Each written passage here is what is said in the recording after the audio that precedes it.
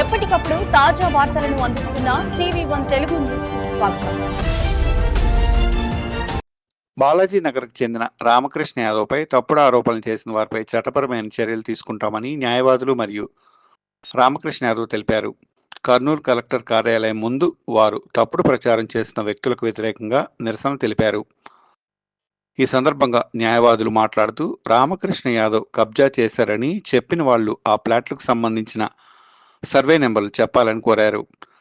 రామకృష్ణ యాదవ్ రాజకీయంగా ఎదుగుతున్నందున ఓర్వలేక ఇలాంటి తప్పుడు ప్రచారం చేస్తున్నారని తెలిపారు. రామకృష్ణ యాదవ్ మాట్లాడుతూ తాను మంచి మార్గంలో ఉన్నానని, వ్యాపారంలో ఎదుగుదలను చూసి ఇలా ప్రచారం చేస్తున్నారని అన్నారు. ఆల్రెడీ ఇంజెక్షన్ వచ్చిన తర్వాత కూడా ఆమె ఎస్పీకి మాట్లాడుతూ ఆమెకు మెంటలు, ఆమె వేరే వాళ్ళు ప్రోత్సహిస్తుంటే ఆమె మా మీద అనేకమైన కేసులు పెడుతూ మా యొక్క రెప్యుటేషను, మా యొక్క అభిమానం అంతా ప్రజలతో అభిమానం దెబ్బతింటుంది. దాని యొక్క కేసు సంపద మా జూనియర్ చెప్తాడు. చెప్పనా, ఈ నెల 22వ తారీఖు ఆంధ్రజ్యోతి పేపర్ నందు ఒక వాక్యం వేసినారు. రామకృష్ణ యాదవ్ అనుబడి వ్యక్తి, బాలాజీ నగర్లో చెందిన వ్యక్తి ఆస్తులు కబ్జా చేసి 2 ప్లాట్లు గుంటూరుకు సంబంధించిన వ్యక్తికి ఇచ్చినారు అని చెప్పినారు. ఆమె అన్నారు. ఆమె అంటే ఎవరు? రెండోది సర్వే నంబరు, ప్లాట్ల నంబరు ఏది కూడా మెన్షన్ చేయలేదు అని అంటే, ఇప్పుడు ఆస్తి కబ్జా చేసినారు అని అంటే ఖచ్చితంగా ప్లాట్ల నంబర్ వేయాలి కదా, సర్వే నెంబర్ వేయాలి కదా, ఎవరు ఆస్తి కబ్జా చేసినారు అనేది కూడా పేరు రాయాలి కదా. ఎవరు ఆస్తి కబ్జా చేసినారనే పేరు రాయలేదు అంటే ఇప్పుడు రామకృష్ణ యాదవ్ ఎదుగుదల ఆపాలి. ఇది ఇక్కడ సమస్య. ఇప్పుడు రామకృష్ణ యాదవ్ బుద్ధ మార్గంలో నడిచే ఒక గొప్ప వ్యక్తి. ఆయన వీలునామా ద్వారా సంపాదించుకున్న ఆస్తులు ఇవి. కష్టపడి రామ్మోహన్ రావు అనేబడు వ్యక్తికి అన్నం పెట్టి పిల్లలు బయటికి నూకితే అతని బాగోగులు చూసుకొని, ఆరోగ్య పరిస్థితులు చూసుకొని ఇతగాడికి మెప్పి ఒప్పి ఆస్తులు రాసిస్తే సరే, ఆ వీలునామా రిజిస్టర్డ్ అన్రిజిస్టర్డ్ అయినా సరే దానికి హక్కు ఉంది. ఆ ద్వారా ఆస్తులు సంపాదిస్తే కేవలము కొంతమంది ఓర్చలేక ఈయన మీద ఇటువంటి దుష్ప్రచారణ చేస్తున్నారు. కాబట్టి ఇటువంటి దుష్ప్రచారణ ఇంకొకసారి జరగకూడదు అని అంటే ఇప్పుడు రామకృష్ణ యాదవ్ హెచ్ఆర్సీలో కూడా ఒక కంప్లైంట్ ఇచ్చినాడు. రెండోది హెచ్ఆర్సీ అంటే హ్యూమన్ రైట్స్ కమిషన్. రెండోది కోర్టులో కూడా already suit for permanent injunction వచ్చింది. ఎప్పుడు 2020 386/2020 OS number already suit for permanent injunction వచ్చింది. ఇంజంక్షన్ ఎప్పుడు గ్రాంట్ చేస్తారు? అన్ని సాక్ష్యాధారాలను బట్టి కోర్టు వారు ఇంజంక్షన్ గ్రాంట్ చేస్తారు. తర్వాత ఓఎస్ 175/2019 పర్మనెంట్ ఇంజంక్షన్ గుంటూరుకు చెందిన వ్యక్తికి ఇది యొక్క ఆస్తి కబ్జా చేసి ఇచ్చినారు అని అంటున్నారు. ఆ యొక్క గుంటూరుకు సంబంధించిన వ్యక్తి పేరు ప్రసాదరావు. ఆయనకు రిజిస్టర్డ్ లీజ్ డీడ్ గుర్తు ఉంది. ఏం యాదవ్ ఉంది కదా, 2019 నుంచి ఈ రోజు కాదు, 2019 నుంచి రిజిస్టర్డ్ లీజ్ డీడ్ ఉంది. 2019 నుంచి లీజ్ డీడ్ ఉంది. 37 సంవత్సరాల వరకు ఆయనకు లీజ్ డీడ్ పక్కా రిజిస్టర్డ్ డాక్యుమెంట్ ఉంది. ఇప్పుడు కబ్జా చేసినోడు రామకృష్ణ ఈయనకి ఇచ్చినాడు అని చెప్పినారు కదా. రిజిస్ట్రేషన్ అంటే గవర్నమెంట్ పరంగా రిజిస్టర్ జరిగింది. ఆ యొక్క రిజిస్ట్రేషన్ కూడా మెన్షన్ చేయాలి కదా. కాబట్టి ఇటువంటి దుష్ప్రచారణలు ఆపాలి. ఇంకొకటి, ఈయనకు కంటిన్యూస్ హెరాస్మెంట్, ఈయన మీద ఫోకస్ చేసినారు. ఈయన ఆస్తులు పోయేంత వరకు మేము ఆపము అని చెప్పి ప్రతి వారం ఎస్పీ ఆఫీస్లో కంప్లైంట్లు పెడుతూనే ఉన్నారు.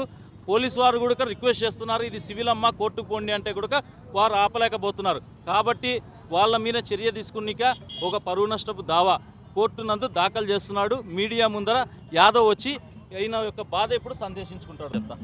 నమో బుద్ధాయ. మీడియా సోదర సమానులకు ధన్యవాదాలు. నా పేరు రామకృష్ణ యాదవ్. నాకు వీలునామా ద్వారా మామిదాలపాడులో కొన్ని ఆస్తులు వచ్చాయి రామ్మోహన్ రావు గారి నుండి. తర్వాత సుంకన్న గారి నుంచి నేను కొన్ని ఆస్తులు కొన్నాను. అయితే నాకు ఆస్తులు ఉన్నందువలన కొందరు నా మీద రాజకీయ నాయకులకు శత్రులు ఎలా ఉంటారో నాకు కూడా వ్యాపారంలో మా గురువుగారైన సుబ్బారావు అనే వ్యక్తి నుంచి వల్ల జరుగుతున్నాయి.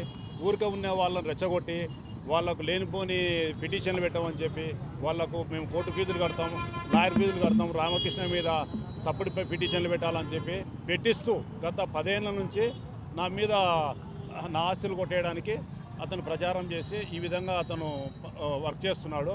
నన్ను పీడీ యాక్ట్ పెట్టడానికి కూడా కారణం ఆయన్ని అంట. అతను చెప్పుకున్నాడు, నేను 10 లక్షలు ఇచ్చి నీ మీద పీడీ యాక్ట్ పెట్టించాను, నేను మొత్తం నీ ఆస్తులంతా నేను చేసుకుంటా, నేను 40 ఏళ్ళ నుంచి వ్యాపారం చేస్తున్నా, నువ్వు షార్ట్కట్లో ఎట్లా ఎదుగుతావు, నా కాడ నువ్వు పని చేయాలని చెప్పాడు. ఆయన నాకు మాజీ గురువే ఆయన నేను ఆయన తండ్రిగా భావించినాను.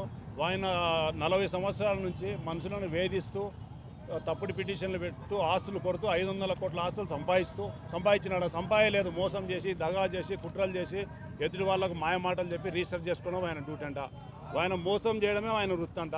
ఆస్తులు కొట్టేయడం నాతోనే చెప్పినాడు ఆయన. సార్ ఇది మంచిది కాదు, ఎదురు వాళ్ళ ఆస్తులు కొట్టేసి వాళ్ళు బాధపడి వాళ్ళ కన్నీళ్ళు మనకు శాపం అవుతాయి ఆయన, వద్దు ఇది మానుకొని చెప్తే నేను పుట్టినదే ఇందుకోసం రా, నేను పుట్టినదే ఇందుకోసము, నేను కొట్టేనికనే పుట్టినా, నేను చచ్చిపోయేంత వరకు ఇదే చేస్తాడు.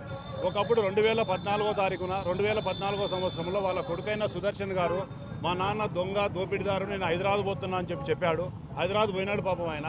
కాకపోతే తండ్రి క్రమశిక్షణ తప్పినాడు, కొడుకు ఇక్కడ క్రమశిక్షణలో ఉన్నాడు.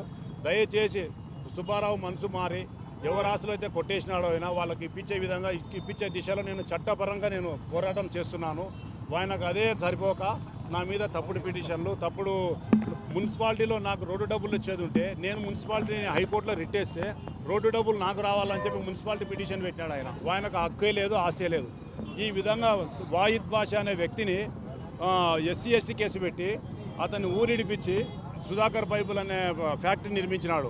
ఈ విధంగా అతను 40 ఏళ్ళ నుంచి ఒక మర్డర్ చేస్తే దొరకకపోతే 10 మర్డర్లు ఎట్ట చేస్తాడు. ఈయన ఒక ఆస్తి కొట్టేసి 100 ఆస్తులు కొట్టేసేదానికి రెడీ కొట్టేసినాడు. కాబట్టి ఇతని మీద ఒక సిట్టేసి